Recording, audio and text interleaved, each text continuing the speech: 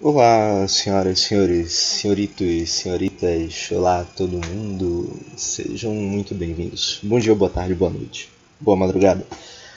Não sei que horas é que vocês estão vendo esse vídeo, mas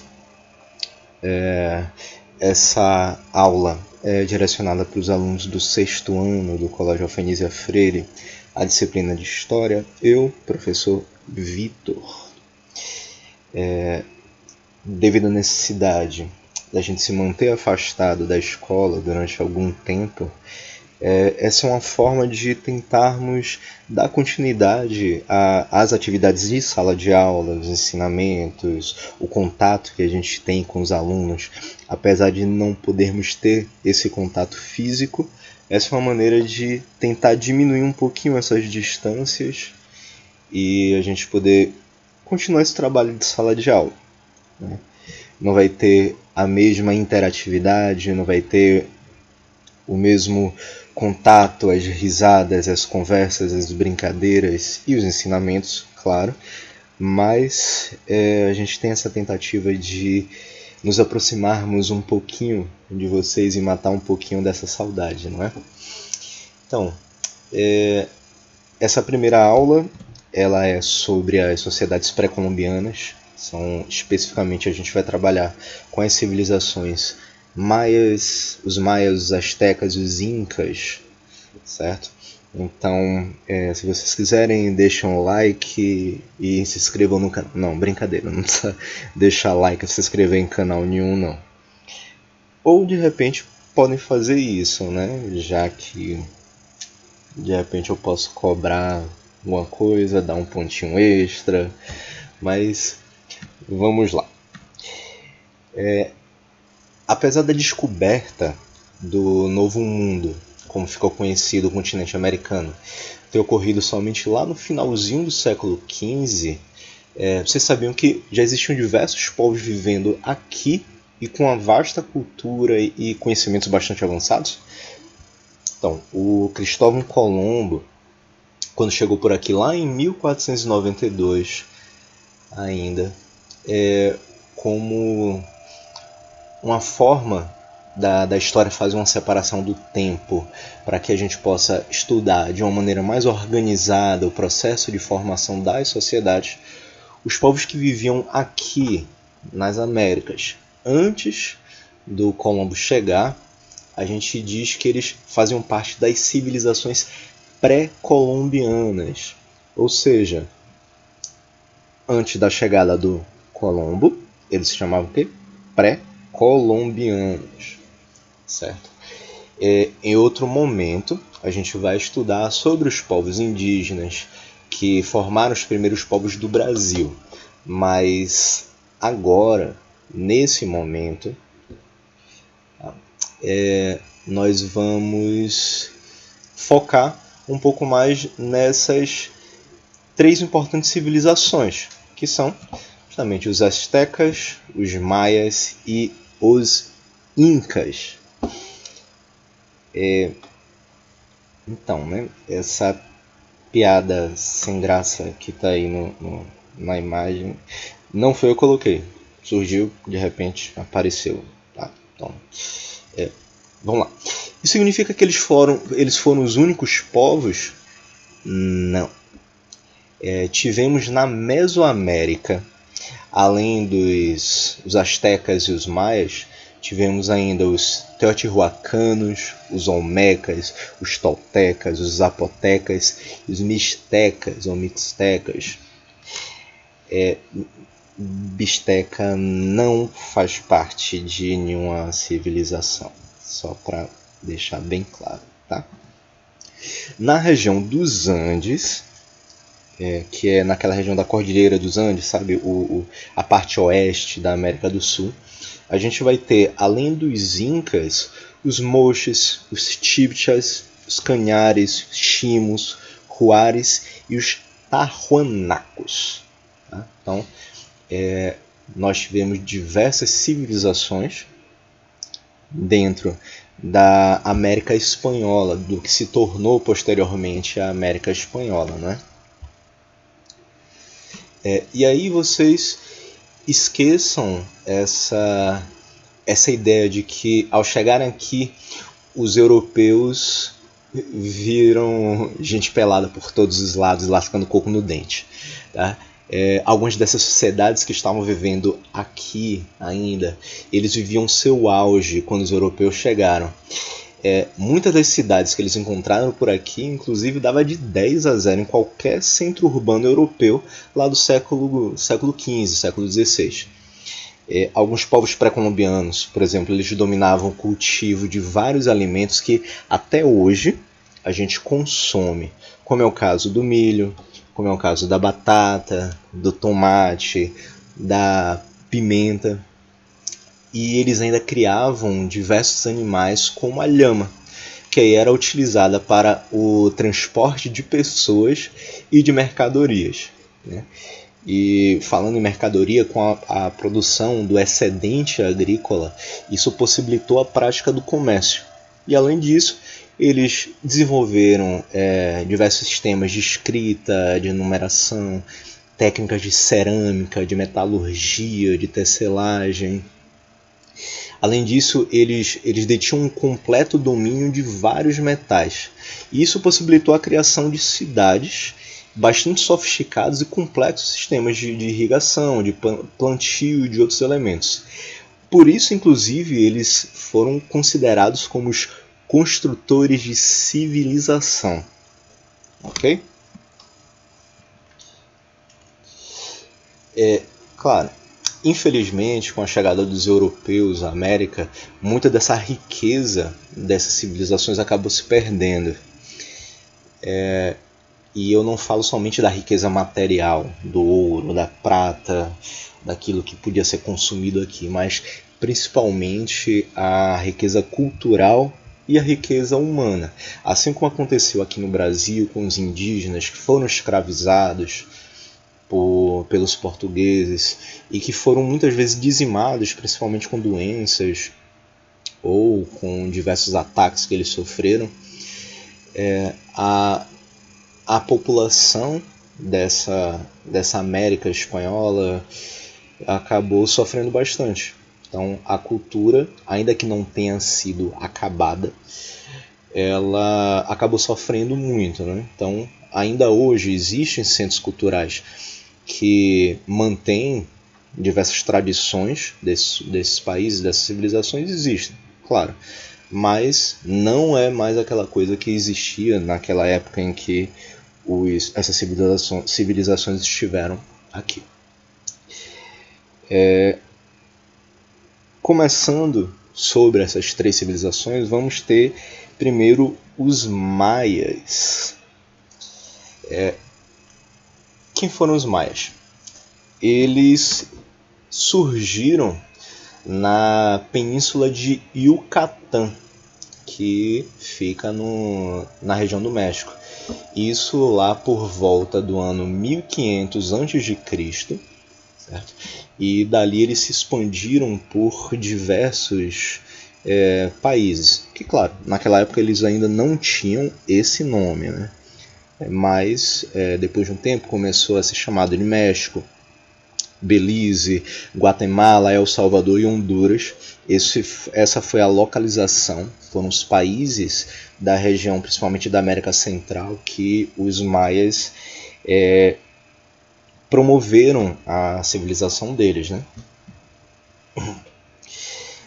Em relação à economia, basicamente, claro, como naquela época, como a maioria dos países naquela época, o desenvolvimento da agricultura acabou fazendo com que a base da sociedade, a base da economia fosse justamente ela, a agricultura, né?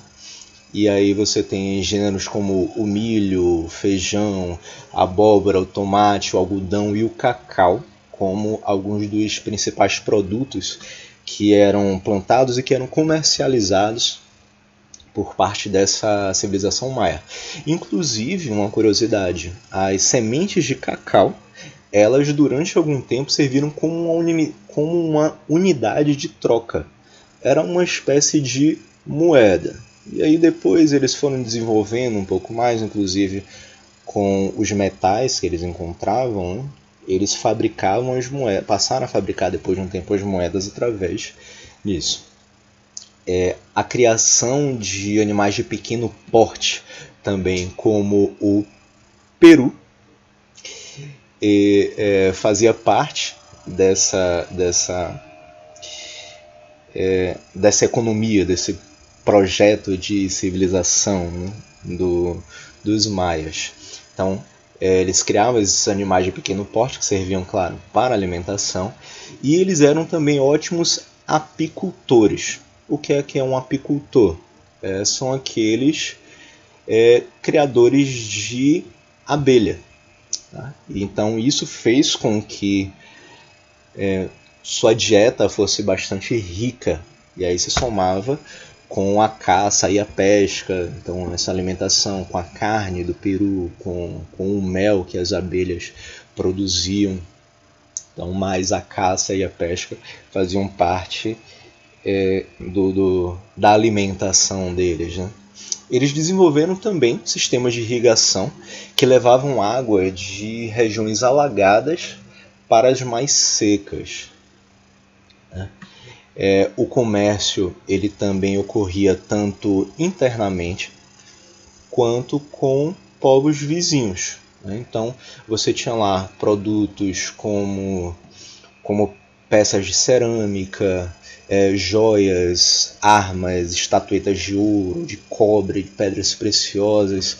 Todos esses produtos faziam parte dessa produção artesanal. Inclusive, muitos deles eram enfeitados com penas e plumas, né? Então, coitadinho do peru aí, que além de virar alimento, era totalmente depenado para poder enfeitar essa produção dos maias.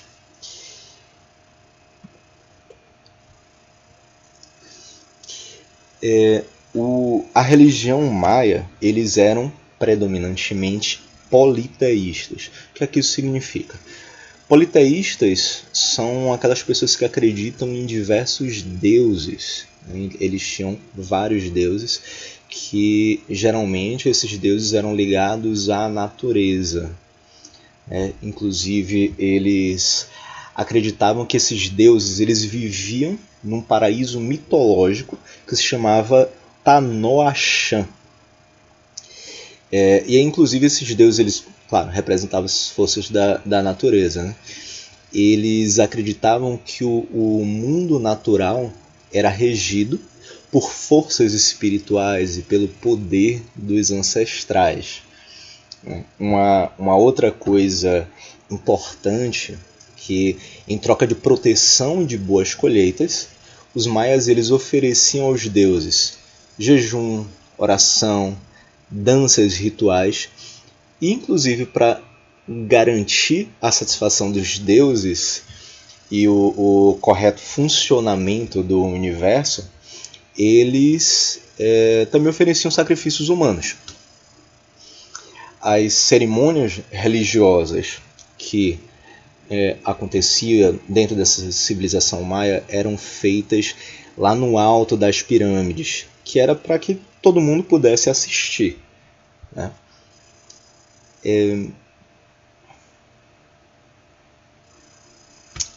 Calma, isso eu já vou falar. Aliás, essas cerimônias religiosas eram marcadas pelo uso de substâncias alucinógenas. O que é uma substância alucinógena? É aquela que vai deixar o indivíduo lá meio baqueado, meio doido, digamos assim, né? Em um outro mundo, melhor dizendo. Uma das principais bebidas que eram produzidas era o bauche ou o bauché, que era uma bebida alcoólica feita com mel, cascas de árvores e cogumelos alucinógenos. Mas, se ligue, esses rituais eles eram restritos somente às elites, claro. A cultura e a sociedade maia. Os maias, eles criaram um calendário solar chamado de Haab ou Aab. ele era composto por 365 dias. E, claro, graças aos seus avançados estudos sobre astronomia e matemática, que eles utilizavam nas práticas agrícolas. Eles também desenvolveram uma escrita hieroglífica e ideográfica.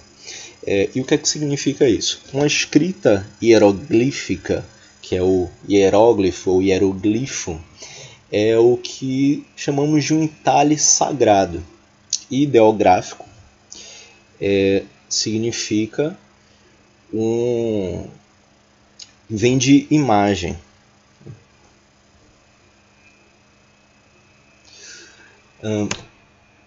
Pronto, são esses hieróglifos ou hieroglifos, e que ao mesmo tempo eram ideográficos, que eles continham essas pequenas imagens, e aí que cada imagem tinha um determinado significado, né? A arquitetura ela também se desenvolve bastante, e aí você tem diversas pirâmides como a atração principal. Uma das mais famosas é essa pirâmide de Kukulkan, que se localiza na cidade de Chichén Itzá. Quer dizer, se chamava Chichén Itzá naquela época. Atualmente é na cidade de Chinú, que fica em Yucatán, no México. Ela tem 30 metros de altura e sua base mede 55 metros. Dentro da pirâmide há uma série de galerias e escadas que vão levar até lá ao topo, onde fica esse templo, né? Assim como as pirâmides egípcias, essas pirâmides maias elas serviam como tumbas para os reis, que eram enterrados com todos os seus pertences. Inclusive, algumas vezes eles eram mumificados, assim como lá no Egito, e eles poderiam ser enterrados também com algumas pessoas. A pessoa pode estar lá sã, viva, tranquilamente, mas o monarca, o rei morreu, então as pessoas que andam com eles vão ter que ser enterradas juntos, não tem jeito. Amizade é amizade, né? Mas, continuando. Uma curiosidade é que eles eram muito bons em matemática. Então, essa pirâmide de Kukulkan, ela vai se inclinar exatamente em 45 graus e seus 4 lados são voltados para os pontos cardeais. Cada escada tem 91 degraus. Sim, o pessoal vai contando as escadinhas e tal, dá 91 degraus. E aí, o mais interessante é que a soma desses degraus vai totalizar 365. Claro, contando com essa plataforma, que é onde o templo ele é construído, né? Como se ele fosse o último degrau. E aí esse somatório vai dar um total de 365, que é o mesmo número de dias do calendário solar. Em relação à política, os maias eles tinham sua organização política baseada no que conhecemos como cidade-estado, ou seja, cada cidade era uma entidade administrativa independente. E o que é que isso significa? Essas entidades administrativas elas formulam suas próprias leis, elas resolvem em relação aos impostos, elas têm o seu sistema judicial próprio, as taxas que cobram. Então, cada cidade tinha o seu próprio rei e o poder real era transmitido de pai para filho. Então, eram sociedades patrilineares. Morria o pai, quem assumia era o filho.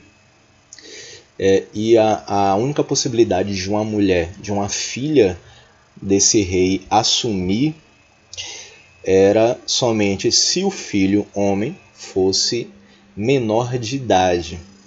E aí, claro, quando ele completasse a maioridade, ele assumiria definitivamente o trono.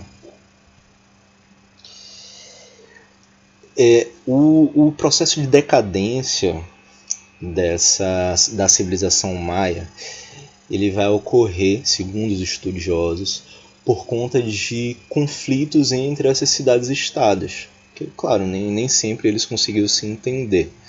Afinal de contas, cada um pensava de uma forma diferente. Eles se uniam por um projeto em comum de civilização, mas em relação às suas leis, em relação às suas decisões, eram independentes. Então, muitas vezes, acabavam entrando em conflito entre si.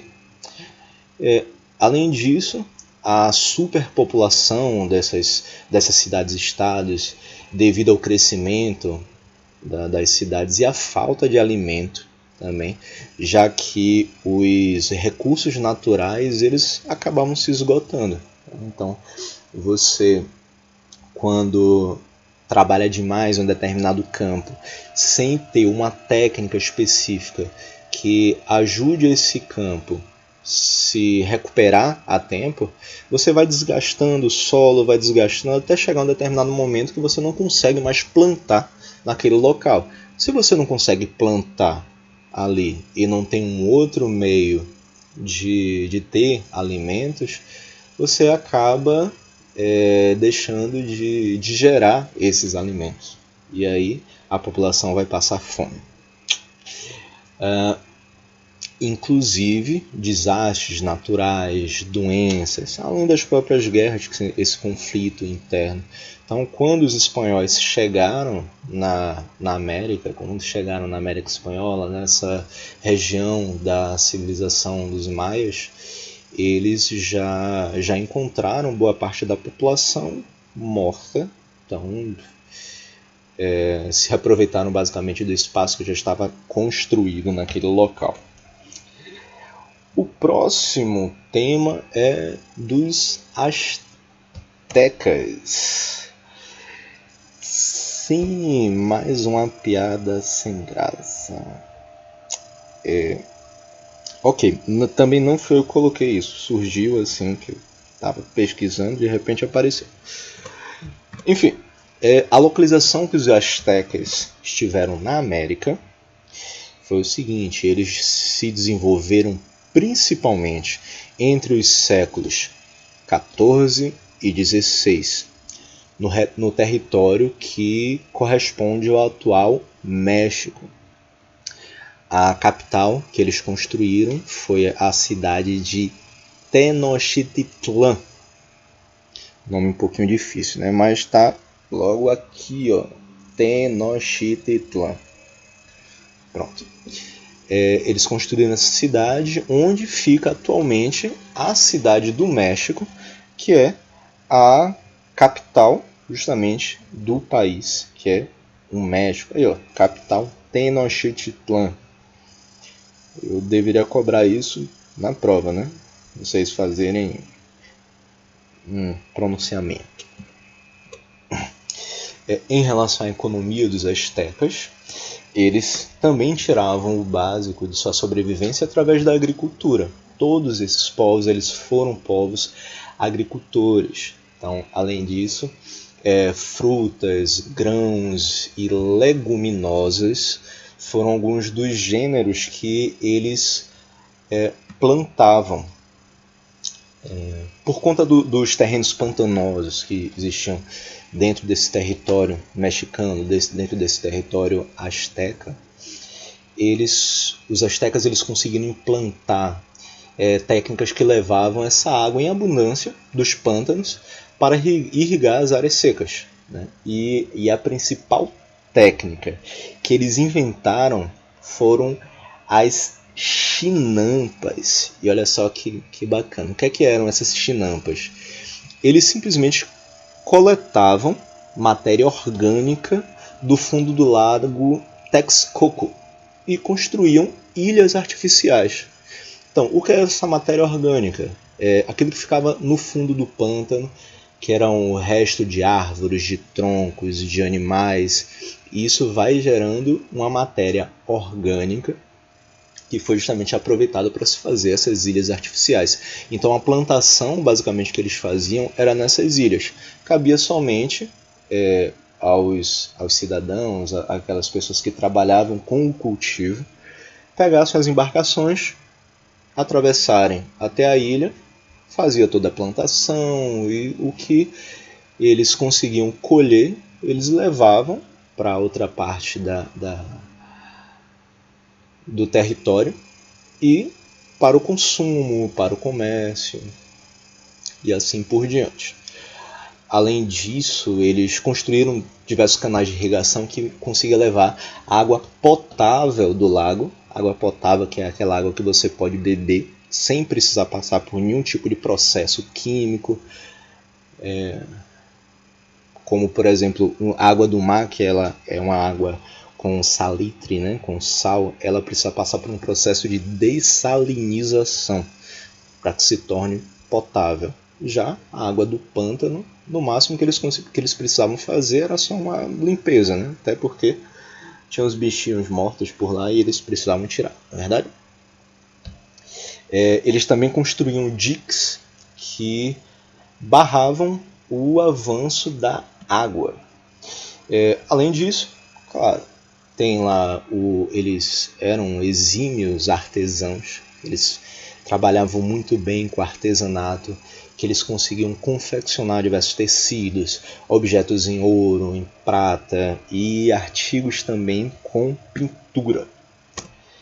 Em relação à religião, os astecas, eles também eram politeístas, acreditavam em diversos deuses. E, claro, como uma forma de agradar aos deuses, eles também faziam sacrifícios humanos. Mas aí tem uma particularidade.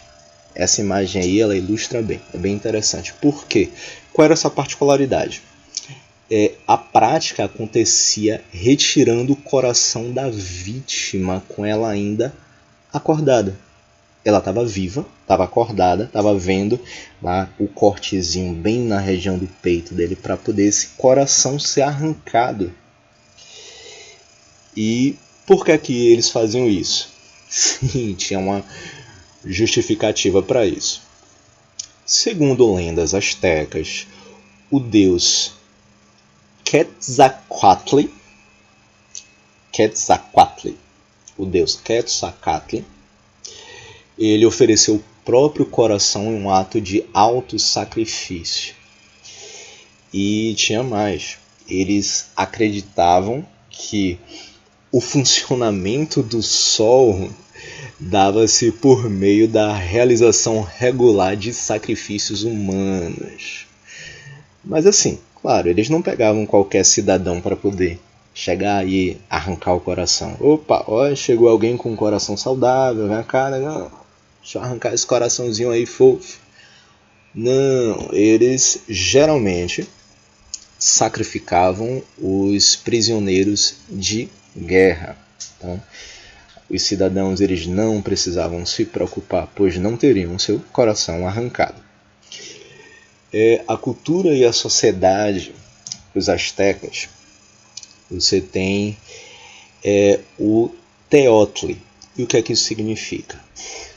Todos os seres do mundo estavam ligados por uma força espiritual.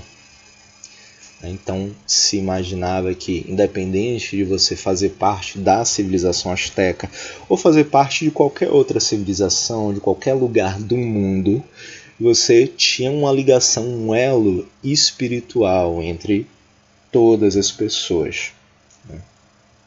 É importante dizer também que a sociedade era hierarquizada. O que é uma hierarquia? Existe uma clara divisão de poderes. Tem lá a pessoa que é mais rica, a pessoa que é mais pobre. E existia toda uma ideia de hierarquia dentro da sociedade. Que aí você tinha, primeiro, o imperador, é claro, que era o líder supremo, que era o chefe do exército, que mandava em tudo. E aí depois você tinha os nobres, logo abaixo do imperador. que aí era composta pelos sacerdotes e pelos chefes militares. Então, manda quem pode, obedece quem tem juízo. E, por último, via aquela galera que sofria horrores, que eram os camponeses, os artesãos, os trabalhadores urbanos, que, claro, fazia parte da maior parte, a maior parcela da população. Inclusive, quando o imperador ele queria fazer novas obras públicas, tipo canais de irrigação, estradas, templos, pontes, etc., ele coagia essa camada mais inferior do povo para poder trabalhar para ele. Como assim coagia? Ele simplesmente ameaçava. Tipo, opa, ó, se você não trabalhar para mim, se você não fizer essas coisas para mim, o que é que eu vou fazer? Arrancar sua cabeça. Não vai arrancar a cabeça, coração de ninguém. Eles puniam com prisão, com ameaças, eles taxavam os impostos, tirando mais de quem menos tinha. E aí a gente vai para a parte política também em relação aos astecas, que foi o seguinte: quando os espanhóis eles chegaram no México, os astecas, principalmente através de seu imperador Montezuma, eles pensaram inicialmente que eles eram enviados de Deus, do Deus deles, Quetzalcoatl. Eles eram enviados do Deus Quetzalcoatl. Ok.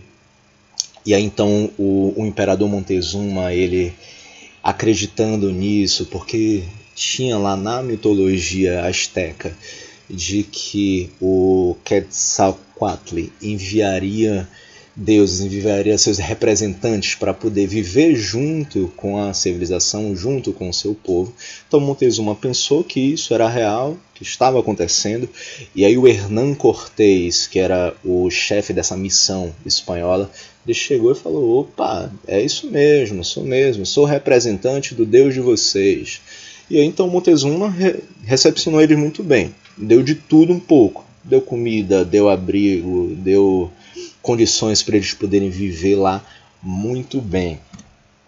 Só que aí rolou o seguinte: quando Montezuma se deu conta que o Hernán Cortés era simplesmente um canastrão, um danadinho, e ele não era nenhum representante do deus Quetzalcoatl,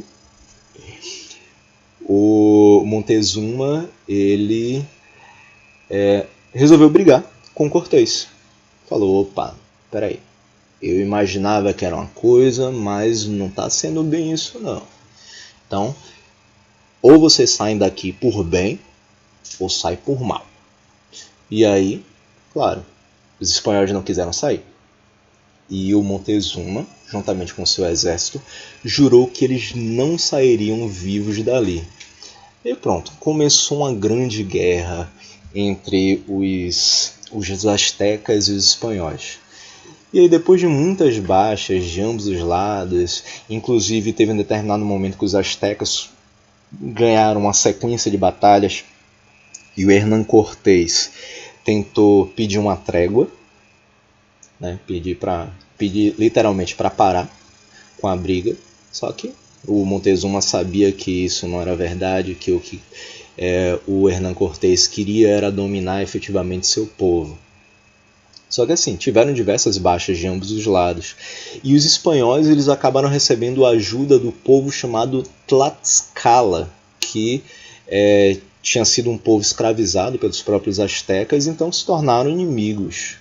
E os espanhóis aproveitaram essa deixa, cooptaram, chamaram esse povo Tlaxcala para poder fazer parte da frente de batalha e finalmente conseguiram vencer os astecas. E aí dominaram toda a região e esse foi o fim do Império Azteca. Seguindo adiante, a gente vai ter os Incas. Eu acho que eu sempre começo com uma piada bem sem graça, né? Mas olha só, Machu Picchu fez parte realmente do Império Inca, né? Então, isso tá certinho. Inclusive, aproveitando isso para poder falar que esse filme daqui é a nova onda do Imperador. Foi muito bom da Disney, né? Fazendo propaganda porque eles não estão pagando nada. Mas esse filme ele retrata um pouquinho dessa história da civilização Inca. Então, é uma boa pedida para vocês assistirem também. Qual era a localização dos Incas? Eles se desenvolveram nas encostas da Cordilheira dos Andes. O que é a Cordilheira dos Andes? Onde é que fica os Andes? Fica na região oeste da América do Sul. Então ele vai pegar toda essa região aí do Peru, Equador, Colômbia, oeste da Bolívia, norte do Chile, noroeste da Argentina. Toda essa parte lateral aqui da América do Sul. E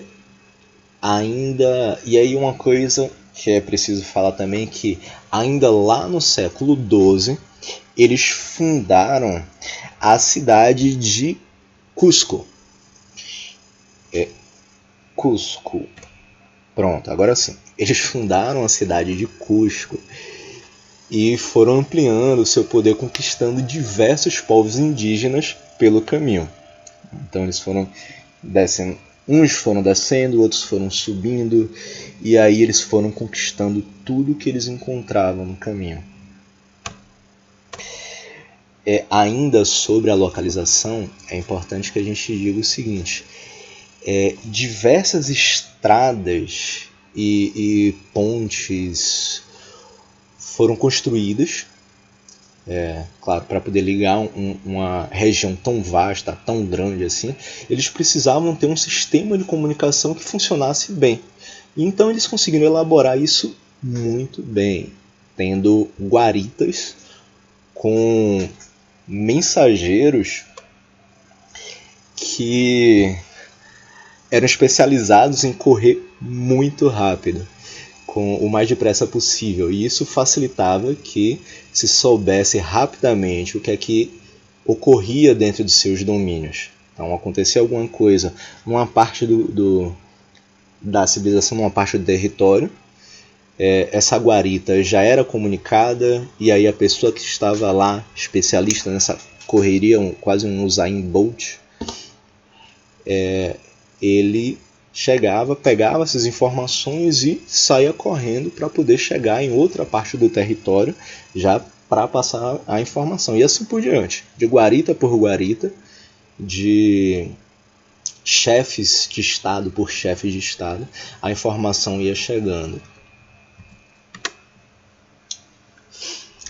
A economia inca, como não poderia deixar de ser, também era baseada na agricultura. Então, a agricultura era a fonte da economia da civilização, mas aí tinha uma particularidade em relação aos incas, já que eles viviam na Cordilheira dos Andes. Essa particularidade era porque era uma região extremamente montanhosa. E aí, as terras que pertenciam ao Estado, ela era cultivada. Tudo aquilo que era cultivado nessas terras pertencentes ao Estado serviam para o consumo ou o armazenamento que acabava sustentando os nobres, os sacerdotes e os militares. Então, aquilo que era produzido pelo Estado, ele simplesmente não era repassado com facilidade para a grande população, mas sim era passado para os nobres, sacerdotes e militares. Inclusive o excedente que era fabricado, que era feito, que era cultivado, quando se vendia, esse dinheiro também, essa riqueza era revertida justamente para esses povos, para essa parte da população.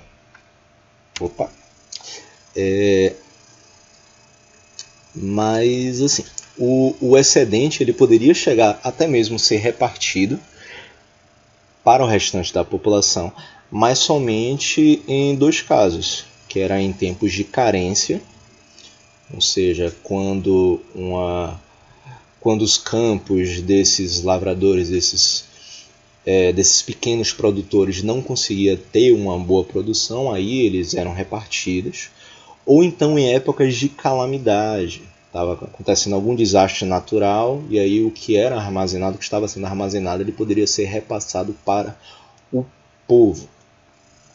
E aí sim, para melhorar a produtividade da terra, a adubação era feita com esterco de lhama e, além da lhama, de pássaros também. Esterco, claro, você já sabe, já falou sobre isso lá no período pré-histórico, falava esterco de morcego, que era o cocôzinho do morcego. E aí, nesse caso, a adubação era feita com cocô de lhama. Cocô de lhama, fica até um nome meio estranho. Cocô de lhama. Com o cocôzinho lá das pobre coitadas das lhamas. Além disso, a gente tinha uma técnica de agricultura que era a técnica em terraços. E o que são esses terraços? Não é terraço tipo tá lá uma cobertura, tal. Não. O terraço na verdade é isso daí. Por quê? Como havia necessidade de se fazer o plantio em terrenos que eram bastante íngremes, eles faziam essa técnica como se fosse uma espécie de escada. Só que, claro, uma escada gigante. Meio que eles repartiam a montanha em diversos degraus e cada degrau desse tinha a sua plantação. E aí a irrigação desses terraços ela era aproveitada com o que descia das geleiras das próprias montanhas de lá da Cordilheira dos Andes, né? Porque o pico, a parte mais alta dessas montanhas, das cordilheiras, elas eram cheias de gelo. Então esse gelo, ele de alguma forma, com a incidência do sol, acabava derretendo um pouquinho e os incas eles aproveitaram isso e fizeram um sistema de irrigação que descia dessas geleiras para poder alcançar os terraços. E aí, como não poderia deixar de ser também a domesticação de alpacas, de vicunhas e de lhamas que forneciam para os incas a lã, o couro, a carne e serviam também como meios de transporte. Principalmente nessas regiões bastante montanhosas, as lhamas, que eram o principal bichinho que vivia lá nessa época, as lhamas elas conheciam muito bem, elas sabiam viver muito bem nessas regiões montanhosas, elas serviam bastante para o transporte, tanto para as pessoas irem montadas, quanto para levarem produtos, levarem os materiais de um lado ao outro dessas montanhas. A gente tem também a religião inca. Os incas eles também eram politeístas, tá? E os seus deuses eles também eram associados a elementos da natureza. O deus principal se chamava Inti, que era o sol. E aí, inclusive, tinha um grande templo lá em Cusco que foi construído em sua homenagem. Esse daí é o desenho do deus Inti, mas diga-se de passagem, ele como uma espécie de super-herói ficou também bem bacana, né? Então, que massa. A cultura e sociedade inca vai ter uma questão que é bastante interessante da gente tratar, que é o que se chama de quipu. Quipu, para os incas, significa nó. E era a base de um sistema numérico deles, que servia para se fazer o levantamento estatístico de várias coisas. Era como se fosse uma espécie de censo. Imagina só, lá o IBGE batendo na casa das pessoas. Só que ao invés de levar essa maquininha bonitinha aí, que no instante você consegue fazer pegar todas as informações, você levava um cordão maior com vários outros cordões amarrados nele, para poder fazer essa contagem numérica. Assim, claro, mas como é que vai funcionar isso daí? Tinham pessoas que eram especializadas para fazer a leitura desses cordões, que se chamavam Quipucamaiocs. Esses Quipucamaiocs, eles conseguiam, através da análise desse quipu, eles conseguiam fazer todo esse levantamento estatístico, né? Então, por ali, eles conseguiam registrar o número de habitantes, a quantidade de cabeças de gado, os tributos que eram pagos ou que eram devidos, o conjunto de entradas e saídas de armazéns, entre tantas outras coisas. E esse quipu ele era feito com um cordão principal que se ligava a cordões menores, que muitas vezes eram de diferentes cores, né? E os números eles eram dados pelos nós e o significado era pelas cores. E aí você tem um desenho, a gente tem aqui um desenho que retrata mais ou menos como é que era feito esse cálculo, né? Esses nós que eram embaixo representavam as unidades. Então, de acordo com a quantidade de voltas que cada nó desse dava, era um número, era uma unidade. O que vinha imediatamente acima representavam as dezenas. Acima disso, as centenas e assim por diante. Então você poderia chegar aos milhares, às dezenas de milhares, às centenas de milhares através desse cálculo. E assim, os Quipucamaiocs, eles estudavam durante muitos anos para poder fazer o entendimento disso. Até mesmo porque, se eles errassem, principalmente errando para menos, né, se você acabar tirando um tributo que era para ser pago ao imperador, o que é que acontecia? Eles eram mortos. Os Quipucamaiocs não tinham nem o mesmo direito de errarem. E aí o ensinamento que eles recebiam era também de uma forma de pai para filho. Então era dada uma continuidade, era de uma forma patrilinear esse ensinamento também. Então, uma vez Quipucamaioc, sempre Quipucamaioc na família. E para finalizarmos toda essa história das civilizações que aqui viveram, vamos falar sobre a política dentro do Império Inca, né? Como eu já tinha dito, o Império Inca ele percorria praticamente toda a costa oeste da América do Sul e ele chegou a ter mais de 15 milhões de habitantes e mais de 200 povos. Então era muita gente com pensamentos diferentes, com necessidades diferentes. Então as revoltas internas aconteciam por demais. Principalmente contra o sistema de tributação que era pago ao imperador, né? Então isso acabava deixando o império muito fragmentado. Essas revoltas internas aconteciam o tempo todo.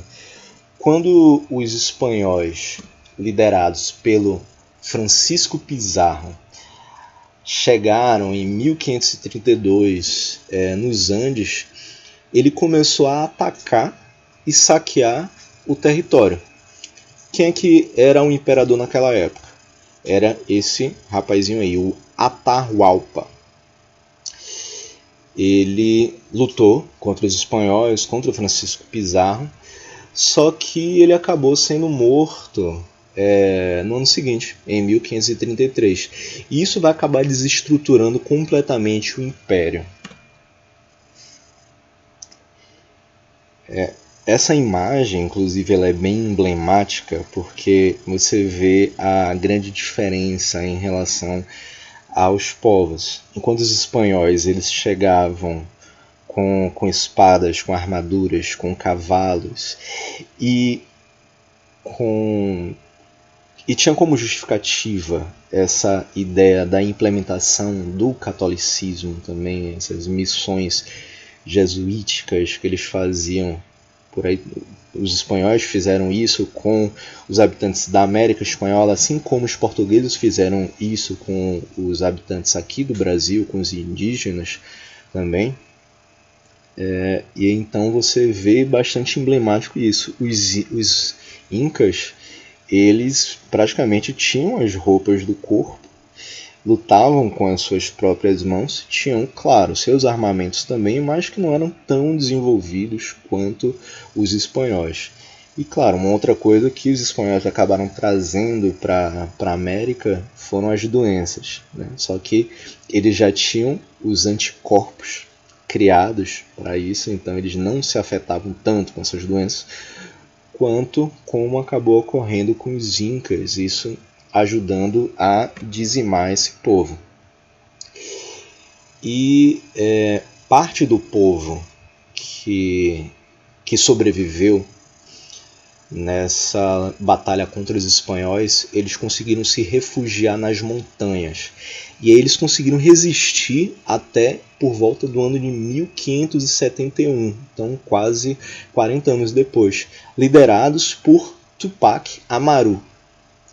Só que depois o Tupac ele acabou também sendo assassinado, e aí os espanhóis eles conquistaram de vez o território Inca. Então, senhoras e senhores, senhoritos e senhoritas, esse é o fim da nossa aula de hoje sobre maias, astecas e incas, e a gente se vê na próxima. Tchau, tchau.